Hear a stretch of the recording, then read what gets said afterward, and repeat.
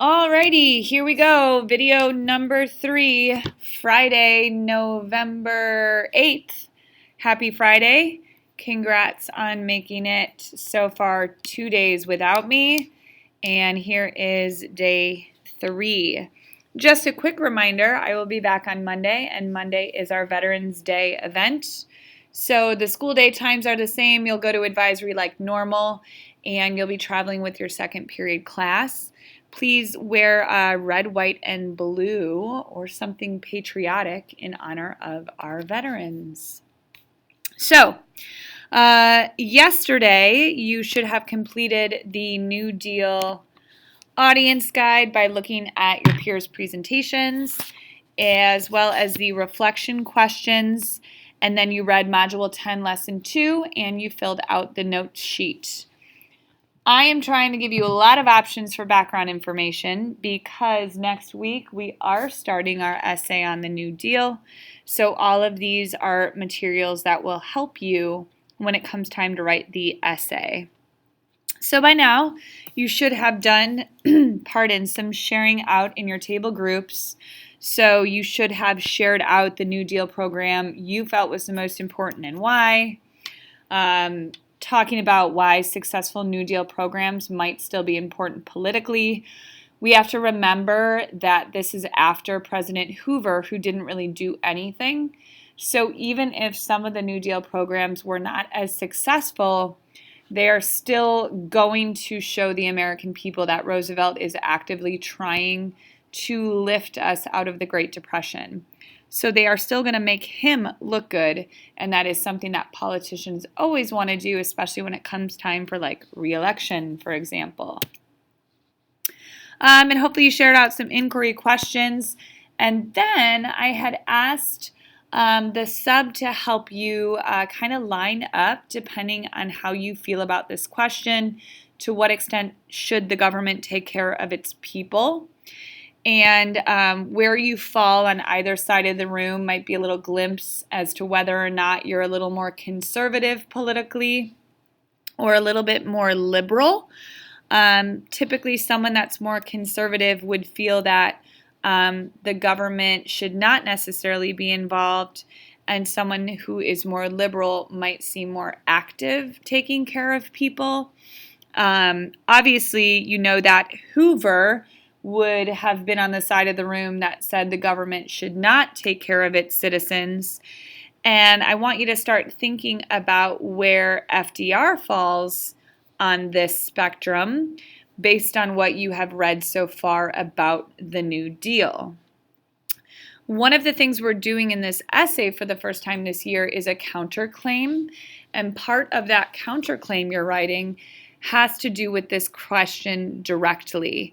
And you'll understand that a little bit more after we do a document analysis today.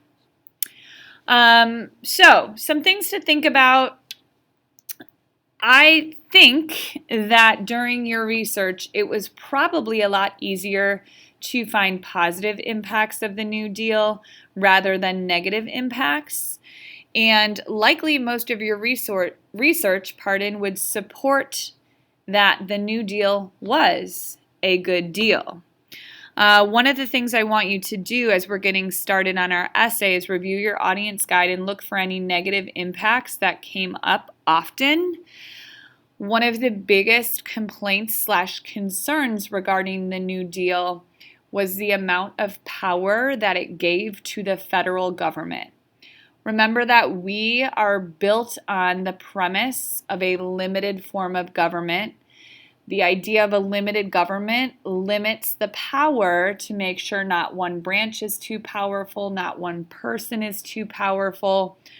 So people would naturally be concerned if they felt that power was going a little bit more to like the executive branch, for example, than the other branches of government. So this was one of the concerns of the New Deal, and this is what is going to help us with our counterclaim. So you've just been introduced to your prompt for our New Deal essay. Was the New Deal a good deal? And we are first starting with our counterclaim. The counterclaim is something that contradicts your claim. The reason we add these into an argument is because it makes your argument stronger. If you've ever done a debate or been on a debate team, something that you do is you research the other side, the other perspective, and then you address it before the other side can. Because if you can stand up there and say, I know you are going to argue this, and here's why that is wrong, then they don't really have anything to say back to you. So it strengthens your argument.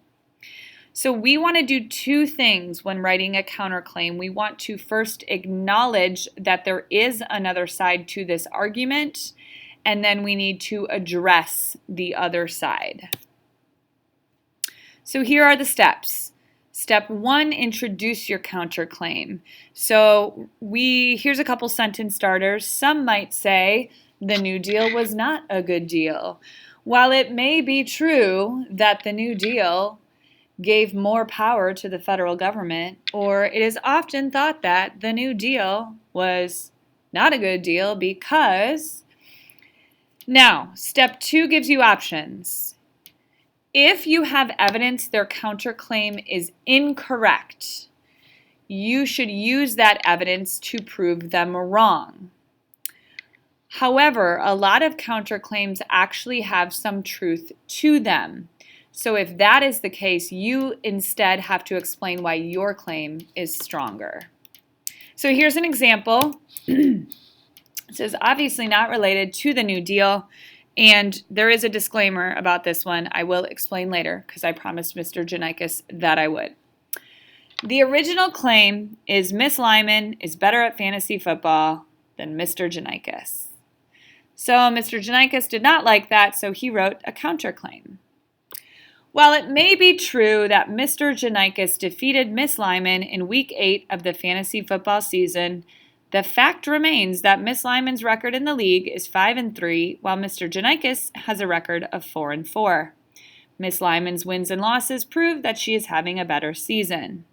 So, knowing that Mr. Janikis would want to brag that he beat me, I refuted his counterclaim, even though that was true, by proving my record was better than his to show why my claim was still a better claim. Now here's one actually related to the New Deal. The original claim, the New Deal was a good deal because it reformed the federal banking system. Counterclaim. Some might say that the federal government's involvement in the economy was more than the powers expressed in the Constitution.